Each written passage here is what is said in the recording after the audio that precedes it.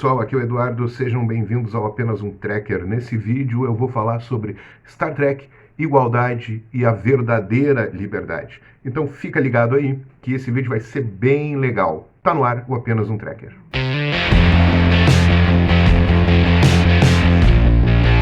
Antes de começar o vídeo, quero fazer a minha propaganda aqui do meu livro, Star Trek Utopia e Crítica Social, que é um livro que tem tudo a ver com o tema do vídeo de hoje. É um livro que fala da utopia de Star Trek, é um livro que fala sobre a crítica social e também, claro, dentro desses temas, a questão da liberdade e a questão da igualdade, que estão muito presentes aí nos 50 anos de história de Star Trek. O link para comprar o livro está aqui na descrição do vídeo. Não percam tempo. Ali, se for no link para o e-book, vocês vão conseguir uma amostra grátis da Amazon para vocês lerem no seu Kindle e decidir se querem comprar ou não. Então não deixem de conferir, está nos links aqui na descrição do vídeo. A gente sabe que a federação é um mundo de absoluta igualdade e absoluta liberdade. Então como é que se conjugam essas duas coisas, né? Geralmente a gente vai ver no espectro político ideologias opostas, como liberalismo, como socialismo, muita confusão, e as pessoas acham que uma preza mais a liberdade, que uma e a outra preza a igualdade em detrimento da liberdade. E não é bem assim como a gente vai ver nesse vídeo. A ideia para gravar hoje veio de um vídeo que o Jonathan Frakes, o William Riker, postou no Twitter contando sobre o processo de entrada dele no elenco da nova geração, que funcionou da seguinte forma. Ele fez uma série de audições, aproximadamente 7 audições, e algumas dessas foram feitas dentro do escritório do Gene Roddenberry, que fez questão de deixar claro para o Frakes qual era a visão dele, né? Qual era o sentido daquele universo no qual ele estava prestes a entrar. Então, o Gene esclareceu para o Frakes, disse o seguinte: olha, Star Trek, o mundo que a gente vê em Star Trek, é um mundo que se libertou do machismo, se libertou do racismo, se libertou da ganância, e é um mundo onde todas as crianças sabem ler. Quer dizer, né? Então ele dá 4 elementos aí fundamentais que a gente vai perceber sempre em Star Trek, né? É um mundo que superou as mazelas que a gente tem nos dias de hoje ainda dentro do sistema capitalista, que é um sistema absolutamente excludente, né? E que permite a riqueza de alguns poucos e a pobreza da imensa maioria da população do mundo. Às vezes as pessoas vivem dentro da sua bolha e elas não percebem. Quem é de classe média acha, não, mas as coisas não são tão ruins assim. Bom, tem que ver que 100 milhões de pessoas no Brasil, por exemplo, não têm acesso a saneamento básico. É um país inteiro, é muito maior do que diversos e diversos países do mundo de pessoas que não têm acesso a água encanada ou esgoto, serviço de esgoto nas suas casas. Então, quer dizer, existe uma grande desigualdade no mundo, ainda nos dias de hoje, e que parece se aprofundar cada vez mais com o passar do tempo. É a tendência, né, de concentração de renda inerente ao capitalismo, principalmente no seu estágio superior, que é o estágio imperialista, no qual a gente vive, no estágio onde o capitalismo é financeiro, o que importa são as finanças, o acúmulo, né, de números em um sistema bancário, e aí a gente vai ver que existe uma profunda e incrível desigualdade que tende a aumentar. No mundo de Star Trek, na visão de Gene Roddenberry, tudo isso acabou. E como é que isso acabou? No livro, no meu livro, eu conto um pouco sobre isso, que vocês podem verificar. Eu explico como que foi possível para a sociedade da Federação estabelecer essa igualdade, né, entre as pessoas. Então, como é que a liberdade e a igualdade se interconectam, né, no mundo utópico de Jornada nas Estrelas? Vamos pensar o seguinte: um mundo onde as mulheres são livres e são iguais é um mundo onde as mulheres se libertaram das correntes do patriarcado, que oprimem as mulheres há milênios, né? Então as mulheres se tornam iguais aos homens ao mesmo tempo em que elas se tornam livres, uma coisa indissociável da outra.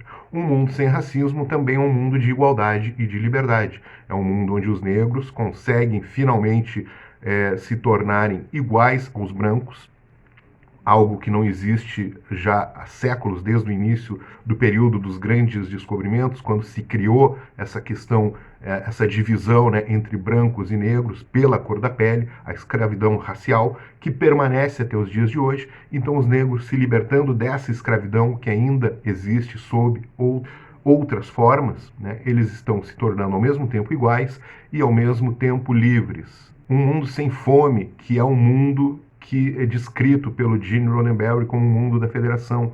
É um mundo onde milhões e milhões de pessoas se libertam da única liberdade que é permitida para elas, que é a liberdade de passar fome e de morrer de fome. Então elas se tornam iguais àqueles que podem se alimentar e ao mesmo tempo se tornam livres de morrer de fome, se tornam livres da inanição. Um mundo sem ganância. Eu achei muito curioso ele destacar esse ponto, porque a ganância ela só pode existir numa sociedade onde o motor dessa sociedade é a acumulação de riqueza. Então as pessoas são gananciosas, porque o objetivo da vida dentro do capitalismo é acumular a riqueza. No mundo da federação, o capitalismo já não existe mais. É uma sociedade pós-capitalista. Nitidamente. Quem renega isso é porque não entendeu, não consegue compreender, ou então está ideologicamente comprometido, né, em algum espectro político, filosófico, que não permite que a pessoa perceba que a federação é uma sociedade pós-capitalista e que o pós-capitalismo é o ideal que nós devemos perseguir. Então, um mundo sem ganância é isso, é um mundo onde as pessoas se libertam também, né? Elas se tornam iguais, porque não vai ter uma pessoa que acumulou mais riqueza que a outra, ou então numa distância muito grande, sempre haverá, né, uma disparidade, é claro, muito por conta assim dos talentos, né, individuais, mas e esses talentos, não estou falando em meritocracia, a meritocracia só pode existir se houver um ponto de partida igual. Então a igualdade, né, eu só acredito em meritocracia dentro da igualdade. Mas daí as pessoas se libertam, né, dessa busca desenfreada por acumular riquezas. Então elas se tornam livres e iguais ao mesmo tempo. Elas deixam de ser escravizadas pelas coisas, né? No sistema capitalista, Marx já falava sobre isso. Existe o fetichismo da mercadoria, né? O fetichismo das coisas. As próprias coisas criadas pelos seres humanos, elas se tornam mais poderosas que os seres humanos e começam a controlá-los. E é isso que a gente não vê mais na federação, a não ser quando as histórias denunciam isso, né? Por exemplo, através do Mud, né? O personagem Mud da série original, que aparece em Discovery, ou então dos Ferengues, né? Que são profundamente escravizados pelas coisas. A vida deles gira em torno de posses, né? De coisas. Então, ao mesmo tempo em que o ser humano, quando se liberta da ganância, né, numa sociedade pós-capitalista, ele se libertou dessa escravização das coisas e também adquiriu igualdade. E por fim, um mundo onde todas as crianças sabem ler. Achei também muito interessante o Gene Roddenberry colocar as coisas dessa forma, né? Porque o conhecimento ele não está livre para todas as pessoas. Existem nesse momento milhões e milhões e milhões de crianças em todo o mundo que não têm acesso à educação, não têm nem acesso à comida. Imagina a educação, né? Então, aí a pessoa se torna livre, né, para conhecer, e se tornando livre para conhecer, para adquirir o conhecimento, ela pode se tornar igual a quem já detém o conhecimento. E o conhecimento é poder, né, já disse algum filósofo. Então é uma coisa muito importante isso que o Gene colocou, de haver a liberdade, né, das pessoas aprenderem, das pessoas conhecerem, que é algo que não existe no mundo atual e só pode vir a existir no mundo pós-capitalista, que é o mundo da federação. Então, em síntese, né, não pode existir a igualdade. A igualdade não existe sem a liberdade. É por isso que sem igualdade não existe liberdade, né? O ser humano ele só pode ser totalmente livre quando todos têm acesso às mesmas oportunidades, que é o que a gente vê no mundo da federação. Então, qualquer coisa fora disso é a velha retórica liberal, né, que a gente vai encontrar, né, nesse lero-lero do liberalismo, que o valor mais importante é a liberdade. Concordo? A liberdade é um valor importante, só que a liberdade dos liberais é a liberdade da propriedade. Por que John Locke, um grande teórico liberal, um dos primeiros, ele era sócio de uma grande empresa de tráfico de escravos, né? Porque ele acreditava na liberdade dele de ser proprietário de outros seres humanos, né? A liberdade na fundação dos Estados Unidos, na Revolução Americana, o valor supremo, né? Queremos ser livres. Mas existem documentos históricos que mostram que uma das coisas que os colonos que fizeram a Revolução Americana diziam em relação à Inglaterra, a qual eles eram submetidos, oprimidos, eles diziam: não queremos ser tratados como os negros. Ou seja, para eles a liberdade é só para os brancos, né? O branco proprietário. E isso continua até hoje, é um valor, né, fundamental do liberalismo. Então é a liberdade de propriedade, que é, em Star Trek, representado pelos Ferengs, né, lá com as suas regras de aquisição, por exemplo, que determinam como funciona a sua sociedade. Então, igualdade e liberdade, para o liberalismo, são coisas impossíveis, né?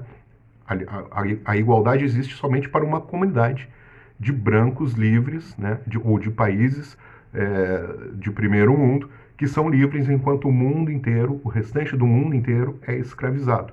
Ou seja, não existe nem igualdade, nem liberdade, de acordo com o ponto de vista dos liberais. Então essa questão é o seguinte, né? Por trás da aparência de liberdade que eles pregam, existe lá uma essência, né, por trás, que é a liberdade das classes proprietárias, única e exclusivamente a liberdade das classes proprietárias. No universo de Star Trek, a gente sabe que já não existe mais a escravidão e existe uma sociedade igualitária, um sistema livre e igualitário, né? O ser humano livre, ele é livre porque ele está inserido em uma sociedade justa, uma sociedade onde existe igualdade, sociedade que vemos na Federação.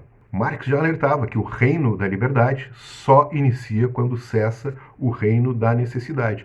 Isso funciona perfeitamente para os dias atuais. Enquanto existem milhões, bilhões de pessoas que passam necessidades, elas não são livres, elas não são nem iguais nem livres. Então todos aqueles que ainda precisam se libertar, precisam de reconhecimento como seres humanos, né, eles não serão livres enquanto eles não tenham o que comer, por exemplo, né? Enquanto isso persistir, o velho mundo irá persistir e não chegaremos próximo àquilo que nós desejamos, que é o que nós vemos em Star Trek. Então, é isso, em síntese, né? Liberdade e igualdade são sinônimos, apesar de, no sistema que nós vivemos atual, elas não serem sinônimos, né? Se existe a liberdade, na verdade a liberdade é a liberdade de propriedade, não existe igualdade. E se existe igualdade, há todo um critério, né, por parte dos liberais de que a liberdade está sendo cerceada, quando na verdade é o contrário, o que eu falava. Existe uma aparência, mas por trás tem uma essência que revela